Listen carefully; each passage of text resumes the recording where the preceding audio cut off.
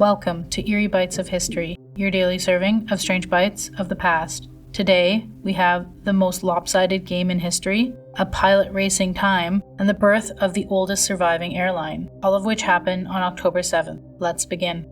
On October 7th, 1916, a football game was played that defied all reason. A contest so lopsided, so merciless that even today, it feels less like a sport and more like a haunting. In Atlanta, under a gray autumn sky, the Georgia Tech Yellow Jackets, led by ruthless genius John Heisman, prepared for battle. Their opponent, Cumberland University, a team that technically no longer existed. They had disbanded their football program months earlier, but a contract remained, and Heisman wasn't the kind of man to forget a debt. To avoid penalty, Cumberland scraped together a handful of volunteers, students, law clerks, anyone willing to wear a jersey. Most had never even played before. What they didn't know was they were walking into a slaughter. From the first kickoff, it was chaos. Georgia Tech scored, then scored again, and again. Touchdowns felt like hammer blows, 32 in total, until the scoreboard itself could barely keep up. By halftime, the score was already 126-0. Spectators stopped cheering. Some swore they saw pity in Heisman's eyes, but if it was there, it vanished quickly as another touchdown appeared. When the final whistle blew, the numbers didn't seem real. 222-0. No team has ever since come close. The Cumberland players stumbled off the field in silence, as if returning to war.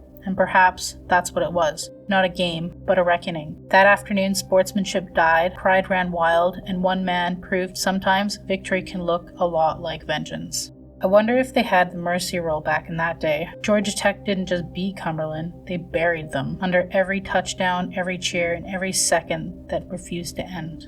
On October 7th, 1930, as the roar of the World Series crowd faded over Philadelphia, another kind of race was already beginning. One fought not in the field, but in the sky. Aviator Frank Hawks, a daredevil with ice in his veins, climbed into his Scarlet aircraft, a travel Type R, ominously named the Mystery Ship. Its sleek frame shimmered under the autumn sun. In his cockpit sat freshly printed photographs from the final game of the World Series. The mission? To outrun news itself. As telegram operators clacked wires humming the story of the championship, Hawks roared into the sky, its propeller carving through the October air like a blade through silence. Down below, the entire cities remained cheering, unaware above them the man was defying the limits of time. 20 minutes after the last pitch, he landed in New York, the photo's proof of victory. Arriving before the wire services could even transmit the score. The impossible had happened. A man had beaten information itself. They called it a delivery. It felt like a victory. A glimpse into the future where the sky would carry not just photos, but messages, packages, and even heartbeat of the entire world.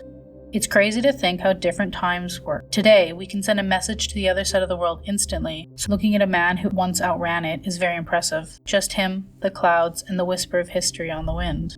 On October 7th, 1919, in the quiet aftermath of World War I, a new kind of venture was born in the Netherlands, one that would change the way humanity moved forward through the world. It is that day that KLM, Royal Dutch Airlines, was founded. Albert Plesman, a Dutch Air Force officer with a vision to connect nations through the sky, convinced investors and the Dutch government to support the ambitions of this new idea, creating a royal airline for an era of peace and progress. In May 1920, KLM took its first flight in a small aircraft carrying mail and a few daring passengers between Amsterdam and London. Pilots navigated by compass and coastline through unpredictable weather and across the cold, empty stretch of the North Sea.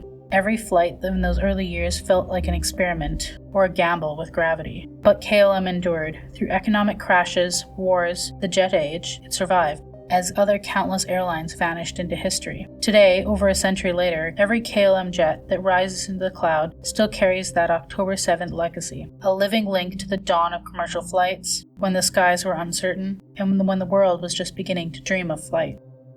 KLM, Royal Dutch Airlines, is still recognized as the oldest airline in the world, still operating under its original name. After over 100 years, the company really is built to ride out the turbulence. Like your history snack-sized, drop us a comment with your favorite bite and subscribe. Join us daily for your eerie dose of the past.